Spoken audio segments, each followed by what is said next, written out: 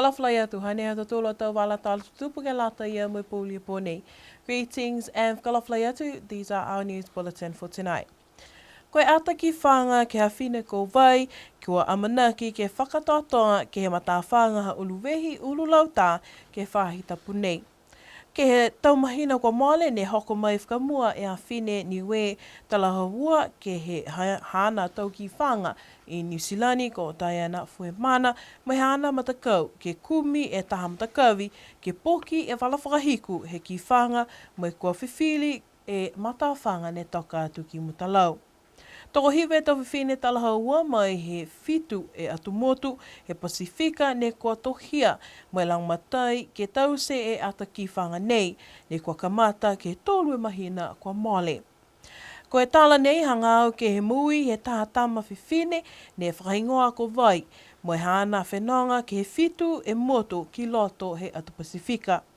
Ne kua kamata e hana whenonga ke he motu a New Zealand mai whenonga atu ki Samoa, Solomona, Tonga, Fiji, Atulunga, Siko Niue, e motu ke whakahikuaki.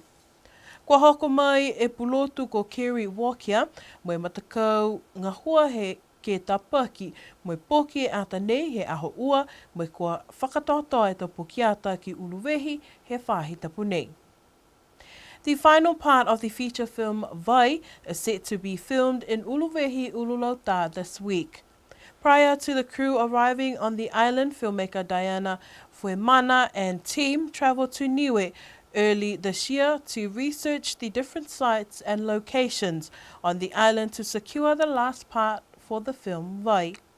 Vai was written and directed by 9 talented Pacific women, and each woman has an indigenous ancestral connection to one of the 7 countries in the South Pacific featured in the film. The crew has filmed in 7 countries for the past couple of months, starting in Aotearoa, Samoa, Solomon Islands, Tonga, Fiji, Cook Islands, and Niue is the last leg of their long expedition for Vai.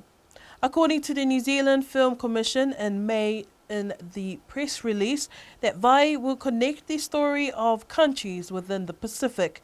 The journey will be empowering through culture over the lifetime of one woman, and her name is Vai. Kerry Walker, along with the remaining cast for the Vai film, arrived on Tuesday and have started filming in Mutalau this week. Ko haloki mua e tuanga he whainga hoa whenonga vaiava he motu ha kua tū ke whituaki a niwe ke he taukumikumianga he matakau Nations World Tourism Organization ua whaimahang whitu. Ne malikisi ha ke numela he tangata ni kua e vaiava mai ke he motu ke he ua fulmalima po ini wha e pasene he tau ua whaimahang whitu.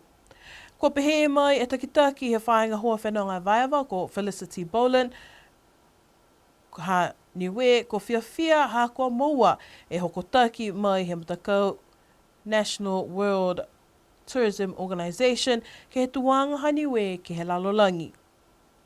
Niue places 7th on the top 10 fastest growing tourism destinations for 2017 by the Nations World Tourism Organization. Niue's visitors number increased by 25.4% for the year of 2017. The head of the Niue Tourism, Felicity Boland, puts the increase down to targeted marketing strategy. Whakamailonga he whale hio cafe e mahuingaanga ke le veki e taktakai motu. Whalua tau ko loa tunga e tau straws plasitiki mahani ni ke whakaonga langataha si tolo ke he vewe. Ona whamakutu e whalekai hio, mai ke e tau straws ke mui ke ua seu e tau tau. Mo tau lupu plastiki ke whai seu me le mua fulu e tau tau. Mo lea e tau tau mui he tau manu po ke tau manu tahi ke whakatatai atu. Hahai ai foki ke hio whala tau whakasino ke whakatata halau tolu a tau whakaholoanga. Ko hio e whalekai whakamua ne ko tau seai e whakaholoanga nei. Ko e pato tō taha ne ko maua e ia e tahana whaanga i Niue. Ne whanonga mai e pato nei me whalu foki he taumahina kuku kua mole. Nā kai loa kua hengoa e ka kano ne kua nofo mai a ia ke motu, kua kā kua tuaha, kua pākia, hepe hala ne kua hauai, po ke whano ki ai, po ke mawhisi e hikianga he matangi. Nā kai koe pato whakamua nei ne kua hoko mai ke he motu. Pehe mai koe wahenga pato nei kua ke lea, hako pehe mai e a New Zealandi nā kai hangahanga mitaki ke he hālau tolu a takata kai motu i New Zealandi, ha kua malikisi e taunu mela pato nei, whakatatai atu ke he taunu mela pato ne kua whamahani ke nonofo atu ki New Zealandi. Ko whahingoa toa ai e pato toko taha nei ko Trevor. The mallard or hybrid grey Pacific duck, now known by the name of Trevor, has landed itself a sanctuary in Niue, having fallen most likely off course the migration with its original flock several months ago. The mallard, which is considered invasive in the countries of like New Zealand, is not the first duck here in Niue, with ducks arriving made Niue their home in previous decades. Trevor, however, is the only single duck currently in Niue. The reasoning for Trevor's stay in Niue is unknown and could be attributed to several factors, including injury or sudden strong or change of winds, causing loss of flight path with the remaining flock. The nation hopes it does take flight to join his fellow comrades should they next fly by to Niue. Ke whai tapka mole ne kua hawhangi e Whalekoloa Kendra's Collection ke matakau before i whanua kula. Ko whiwhia lahi a ia ne ko lewe ki atu ke he Whalekoloa nei, ko Mr. Mark Blumsky ke he taunu mela tangata ne kua hohoko atu ke he hawhangianga. Mua atu ke he Alpha Yumu hako ki sia tokolonga tu tangata whenonga Eva Eva, ne ko atu Eva Eva atu ke he Whalekoloa. Ko ki sia whoki e a tā mai pūlahi e Whalekoloa, ke whakafua tau koloa ke lata mai tau tangata osi.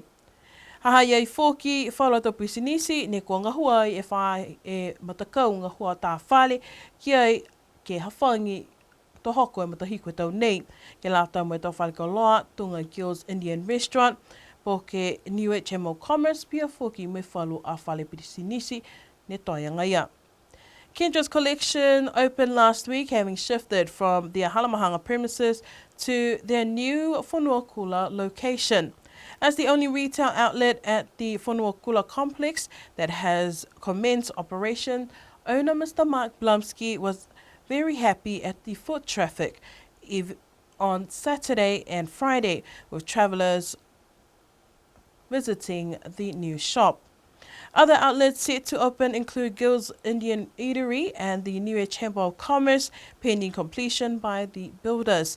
Kendra's Collection has a decent 2-bay length boasting great space to cater for retail needs of all ages and both male and female. And that is all of our news bulletin for tonight. Ko se mene ata tolu atau wala tala tutupu ke lata ia mai pōlia pōnei.